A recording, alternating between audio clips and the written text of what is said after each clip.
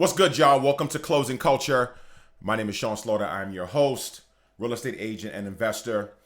And on Closing Culture, we talk about real estate and life because real estate is life.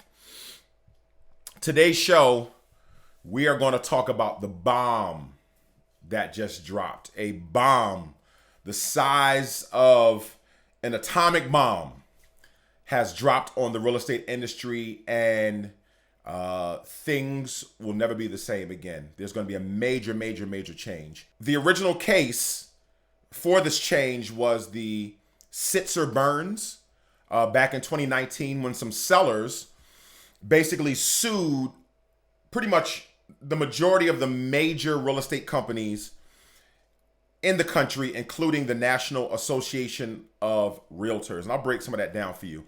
But I believe that the Sitzer Burns case will go down in history, just like Roe vs. Wade and Plessy Ferguson and some of these major cases that we look back in history and we say, you know, this is the time when this thing changed. And of course, those were cultural and had a lot more meaning. But this is one of the biggest industrial changes to an industry that has many real estate agents, including myself, wondering what is next. All right. So let's kind of break down what happened. The National Association of Realtors settled this case to pay $418 million over real estate commission practices.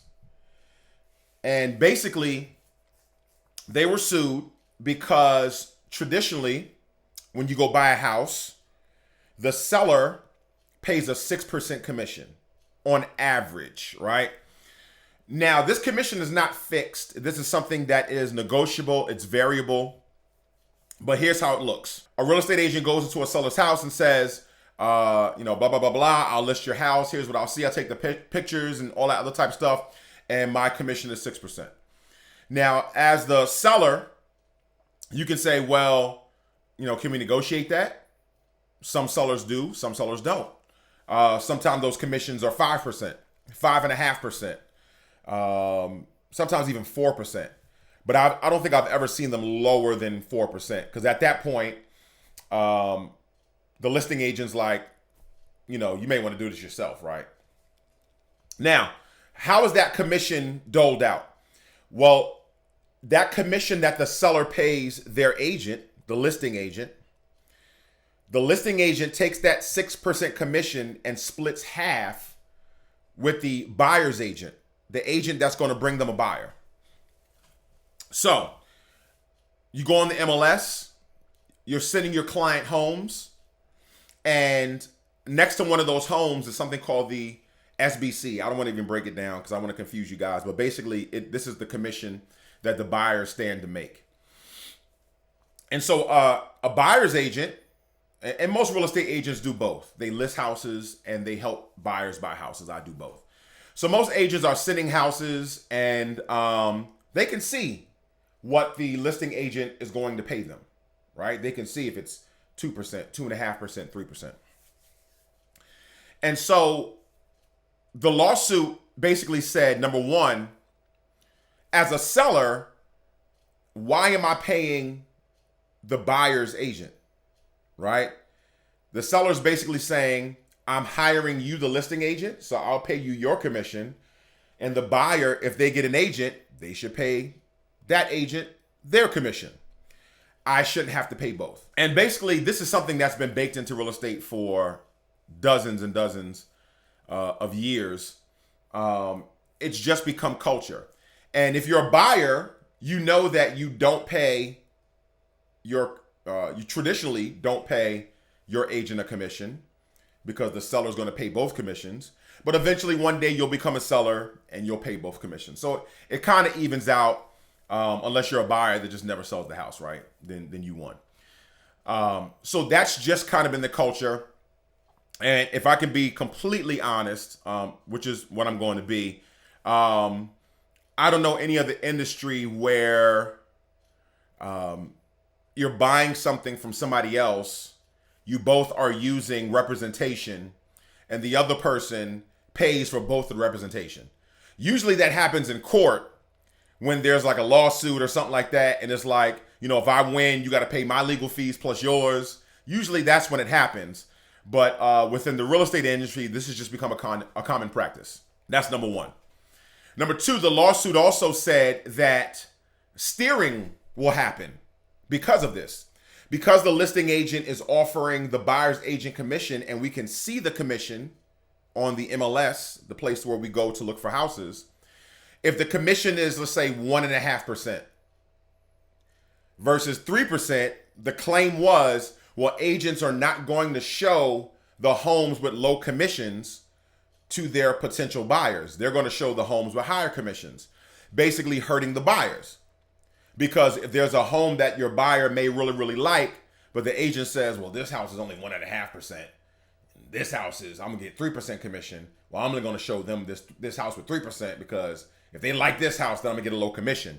Basically, they have evidence and proof through phone calls and emails that agents were not showing their buyers homes because commissions were low. So that's what the settlement was over. That's what the $418 million was paid out to those sellers that basically sued them. And that's where this earthquake decision has come in. Now, what does this mean for the real estate industry? Because I'm reading articles, and this one article on Yahoo Finance actually is probably one of the better articles that I've read. Because what it says is that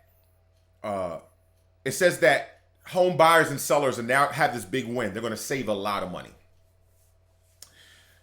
And that's going to be true mostly for home sellers. Here's what's going to happen. And I'm going to tell you what I think is going to happen with home sellers, home buyers, and then real estate agents in general. Number one, home sellers, you're going to save tons of money. Let's take a $300,000 home, okay? So if you're selling a $300,000 home and you're paying a 6% commission, a 6% commission is $18,000, all right? And again, that commission gets split in half, $9,000 to the listing agent, $9,000 to the buyer's agent. That brings a buyer. Well, now sellers, you're not going to be paying 6%, all right? You'll probably be paying anywhere between 2.5% to 3%.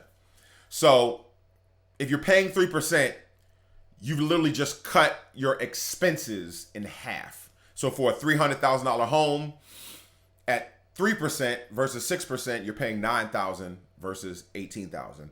So sellers are getting the dub here. They're getting the huge win. All right. Let's talk about home buyers. Home buyers, it has now just become more difficult for you to buy a house. Initially, when home buyers, especially first-time home buyers, were buying a house, they did not have to pay their agent.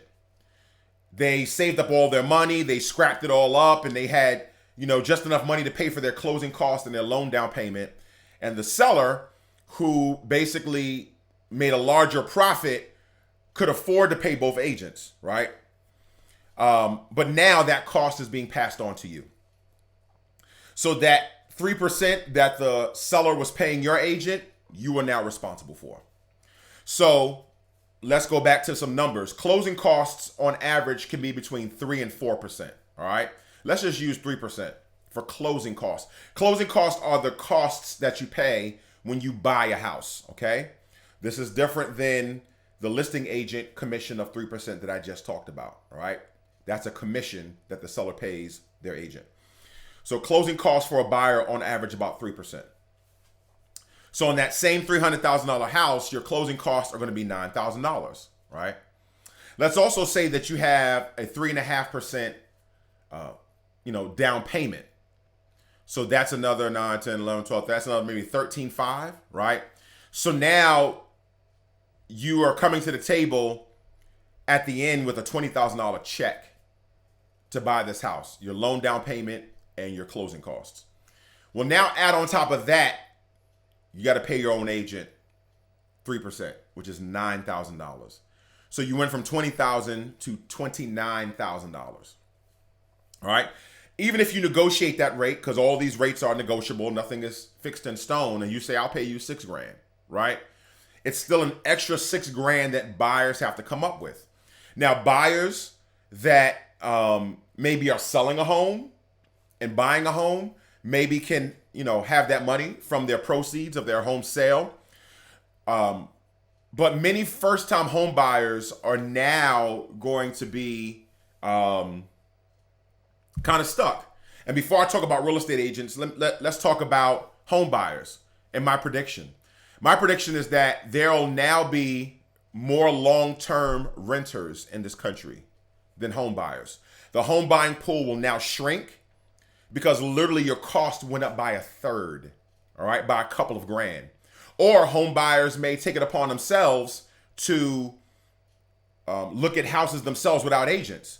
But those contracts are so complicated and all of the things that you can miss, home buying satisfaction is going to decrease for those that don't choose an agent. And for those that do choose an agent, now you have to come up with some more money. Initially, this is going to be hard because home buyers getting advice from their parents never had to pay their agent when they bought a home, right? And eventually this will become something that will be commonplace, right? In other countries, there are buyers that, don't use agents or they pay an agent a fixed fee or something like that. So the country will get used to it.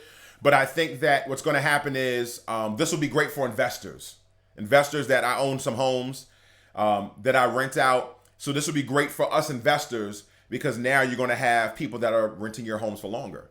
And I'm all about home ownership. So I don't feel great about this for my home buyers. I understand why this happened. But home buyers now are going to be renting longer, maybe staying home longer. I have two kids. I have a 20-year-old and a 17-year-old. And when it's time for them to buy a house, it's going to be a lot more expensive. So that's what I think is going to happen for home buyers. It's going to be a lot more expensive. You're going to have to save a lot more money. And many would-be home buyers will now become long-term renters. Real estate agents. Well, we already have too many real estate agents, right? The market is oversaturated with real estate agents. And I think there's going to be a mass exodus of real estate agents. Because now the money that you used to make is going to be cut probably by 30, 40, 50%. Which now does not make, particularly for those that are just buyer's agents and you're driving all over the world, showing homes. You might have clients for 6, 7, 8, 9 months. Now it doesn't make it seem worth it if you're only going to get a couple of $1,000s to help your buyer buy a house. At a certain point you may be paying your buyer to show them houses, meaning you're putting in so much work that the money that you've agreed on for them to pay you now becomes a negative. And there's just a decrease in value of buyer's agents is what I see coming. And so I think a lot of agents are going to exit. There'll be a mass exodus. And we'll see where they go, what other industries pop up, whether they become loan officers, title. It's going to be interesting to see what happens. But yes, that is the bomb that has dropped on the real estate industry. What are your thoughts? I was reading some comments from people and obviously that, they're like, good, real estate agents don't, real estate agents get a bad rap and they get, I don't know why they make all this money and so on and so forth. But what are your thoughts? Because now as a home buyer, you're going to pick up that cost. And it's going to be interesting to see what happens. So leave your thoughts in the comments. Again, my name is Sean Slaughter. This is Closing Culture. Always be good to yourself and to somebody else. Peace.